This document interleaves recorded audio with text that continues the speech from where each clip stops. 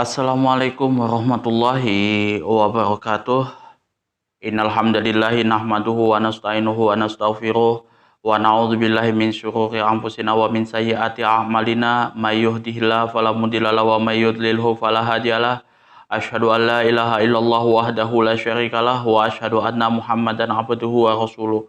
Allahumma sholli ala sayyidina Muhammad wa ala ali sayyidina Muhammad kama sholaita ala sayyidina Ibrahim wa ala ali sayyidina Ibrahim wa barik ala sayyidina Muhammad wa ala ali sayyidina Muhammad kama barak ala sayyidina Ibrahim wa ala ali sayyidina Ibrahim fil alamin innaka Hamidum Majid. Rabbi shrah li sadri wa yassir li amri wahlul 'uqdatam min lisani yafqahu qawli amma ba'du. Hadirin hadirat jamaah kaum muslimin wal muslimat yang dirahmati oleh Allah Subhanahu wa taala. Pembahasan di sini di hadis nomor 224 di sini akan dijelaskan hadis yang menceritakan tentang berdehem di waktu sholat untuk memberitahukan kepada seseorang tersebut posisi kita, ya kan, posisi kita dalam keadaan sholat. Jadi kita mesti memberi kode kepada seseorang tersebut. Jadi di sini pembahasannya nanti apakah berdehem atau dengan membaca tasbih. Nah, di sini hadis ini hadis yang disampaikan, yang diceritakan oleh Ali karamallahu wajhah. Nah, kita kemarin sudah membahas hadis nomor 223 yang mana hadis tersebut menjelaskan tentang menangis pada saat sholat. Nah, ini kita bahas tentang berdehem, ya. Wa an Ali radhiyallahu anhu qala kana li mi Rasulillahi sallallahu alaihi wasallam midkhalani fakuntu idza ataituhu wa huwa yusalli tanah nahali rawahu Nasa'i wa Ibnu Majah. Wa an Ali radhiyallahu an, daripada Ali karamallahu wajhah radhiyallahu anhu, semoga Allah meridhoinya, qala telah berkata, kanali, saya mempunyai mi Rasulillah sallallahu alaihi wasallam, daripada Rasulullah sallallahu alaihi wasallam, midkhalani, yaitu dua pintu masuk untuk bertemu dengan Rasulullah sallallahu alaihi wasallam. Fakuntu iza ataituhu, yang mana ketika aku yang mana pada saat itu, ya, aku iza ataituhu, apabila mendatangi Rasulullah sallallahu alaihi wasallam, apabila aku mendatangi Rasulullah sallallahu alaihi wasallam, wa huwa yusalli, dan beliau dalam keadaan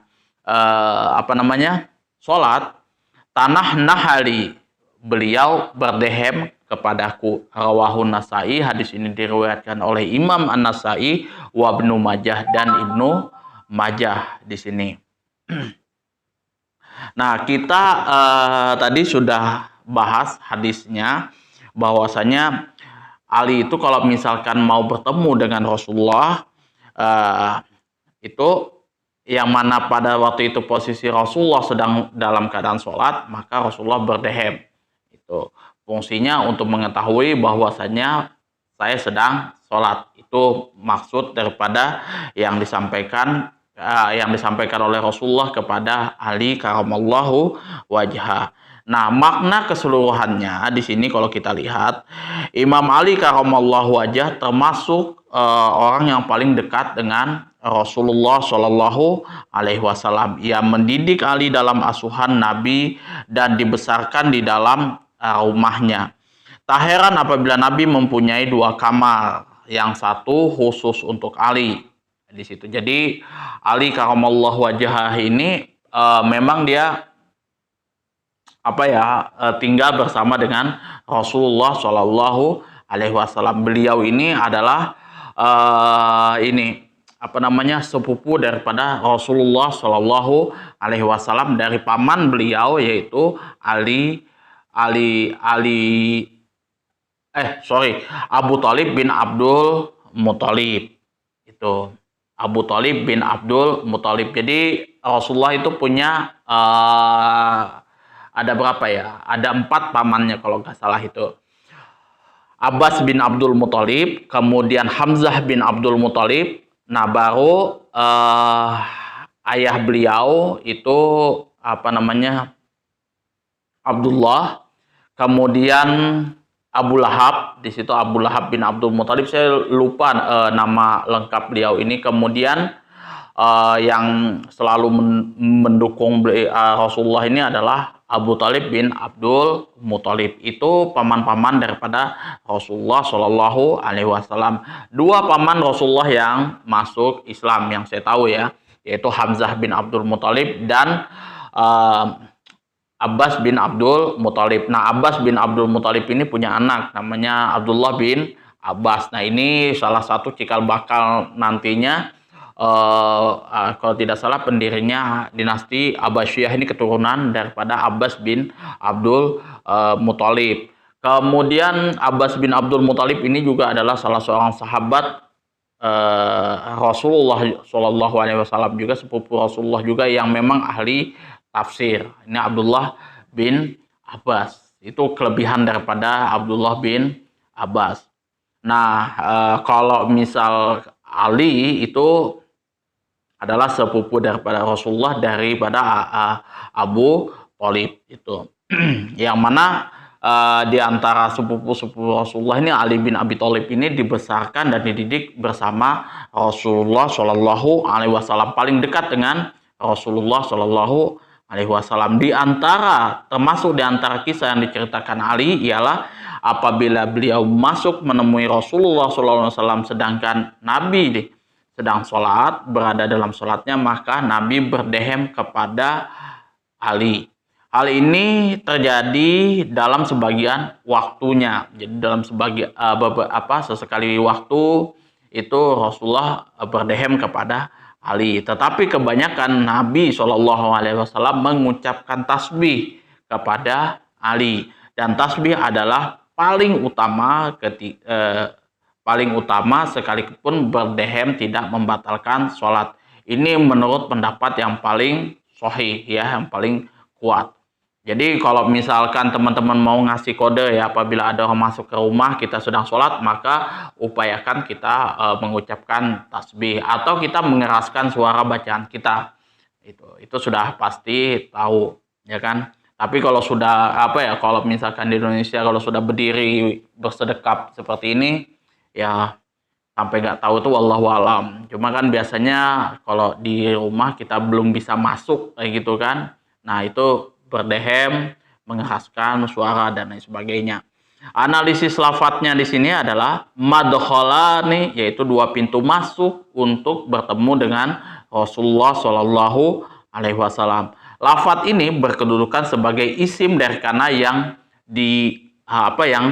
diakhirkan letaknya. Jadi madkhala ini adalah isim kana mutaakhir ya, isim kana yang letaknya diakhirkan. Daripada kanali mi Rasulillahi Shallallahu Alaihi Wasallam. Madkhala ini jadi isimnya, karena khobar kananya adalah li di sini ya. Karena madkhalani li itu sebenarnya, cuman karena dia diletakkan di akhir, jadi kanali mi Rasulillah Shallallahu Alaihi Wasallam madkhalani, seperti itu. Nah, wahwa yusolli, ketika Nabi sedang mengerjakan sholatnya. Nah, jumlah ini wahwa yusolli di sini adalah berkedudukan sebagai hal kata keterangan keadaan dari domir ha yang terdapat pada lafadz ataituhu. Nah, ataituhu-nya itu domirnya. Nah, itu wahwa yusolli di sini itu kedudukannya sebagai hal, kata keterangan dari domir ha, itu domir hu-nya itu, ya kan? Itu dua kata kunci kalau misalkan kita mau menganalisis lafadznya yang terdapat di dalam kitab Ibanatul Ahkam. Nah, fikih hadisnya sekarang, Bagaimana hukumnya berdehem pada saat sholat? Di sini dijelaskan, berdehem di dalam sholat tidak membatalkan sholat. Imam Syafi'i mengatakan jika keluar dua huruf dari dehemnya atau satu huruf yang mempunyai arti, maka sholatnya batal. Tapi jika tidak berarti, maka sholatnya tidak batal. Jadi hukumnya berdehem itu menurut Imam Syafi'i kalau misalkan keluarnya dua huruf dari dehemnya itu tidak membatalkan di situ. Tapi itu membatalkan. Tapi kalau satu huruf dan itu mempunyai arti, maka sholatnya batal. Tetapi jika tidak berarti, cuman nggak tahu apa-apalah kayak gitu kita kan, maka tidak membatalkan sholatnya. Itu berdehem. Tapi kalau kita membaca tasbih, tahmid, dan takbir, itu tidak ada masalah zikir-zikir apa gitu kan, supaya orang tahu posisi kita sedang sholat, itu tidak ada masalah, tidak ada yang membatalkan sholat di situ. Karena umumnya yang boleh kalimat-kalimat yang boleh masuk di dalam sholat itu yang sudah kita bahas sebelum-sebelumnya, itu adalah tasbih, takbir, dan qiraatul Quran. 3 macam itu ya kan. Kalau tasbih, zikir-zikir, doa, dan lain sebagainya. Kemudian kalau misal apalagi takbir sudah tahlil, itu la ilaha illallah itu kan. Dia tasbih, tahlil, dan qiraatul Quran. Bacaan Quran itu kan Al-Fatihah, kemudian surah Al-Baqarah, dan lain sebagainya yang sudah kita bahas kemarin di dalam kitab Al-Azkar itu ya. Itu bacaan yang ada di dalam sholat itu kan. Kita bisa switch itu di kitab Al-Azkar, kemudian kitab Fathul Qorib. Nanti kita masuk di juga hadis-hadis yang ada di dalam kitab Bulughul Maram itu. Jadi utamakan kalau teman-teman itu ya misalkan di waktu sholat apa-apa aja zikir yang mesti harus kita ucapkan di dalam sholat. Nah itu kita bacanya di dalam kitab Al-Azkar di situ kan. Nanti juga bisa teman-teman cek di playlistnya, aman kok di situ. Kemudian kalau kita mau lihat hukumnya secara simple kayak gitu, tidak ada dalil-dalilnya, kita lihat Fathul Qorib. Nah kalau kita mau cuman ngikuti dalilnya saja kayak gitu yang ada di dalam hadis, itu kita bisa cek di dalam kitab Bulughul Maram dan syarahnya Ibanatul Ahkam. Ini sudah saya susun serapi mungkin itu kan per hadis kayak gitu. Jadi teman-teman nggak bingung, nggak ribet ya gitu kan. Satu hadis itu saya jelaskan analisis makna keseluruhannya, analisis lafadznya, kata kunci apa saja yang terdapat di dalam hadis tersebut, kemudian juga fikih hadisnya, bagaimana kita memahami hadis per hadis tersebut supaya kita tidak salah-salah hadis itu kan. Kita kalau di fikih hadis itu kita bisa tahu komentar para ulama, terutama ulama fiqh tentang hadis tersebut. Nah, itu saja yang dapat saya sampaikan. Kurang dan lebih saya mohon maaf yang sebesar-besarnya apabila ada kata-kata saya yang salah atau ada kata-kata saya yang menyinggung hati teman-teman semuanya. Kalau misalkan ada pertanyaan, kritikan, masukan, dan lain sebagainya, silahkan teman-teman bisa atur di kolom komentar. Syukur-syukur kalau konten ini bermanfaat untuk teman-teman semua, untuk keluarga teman-teman, silahkan di-sharekan ke sosial media yang lainnya, tapi dengan syarat dan ketentuan yang berlaku. Jangan sampai konten ini untuk menghantam ustadz-ustadz yang lain. Saya tidak perkenankan hal tersebut. Meskipun saya berbeda pandangan dengan ustadz-ustadz antum semuanya, itu bukan berarti saya memusuhi ustadz-ustadz antum. Bukan saya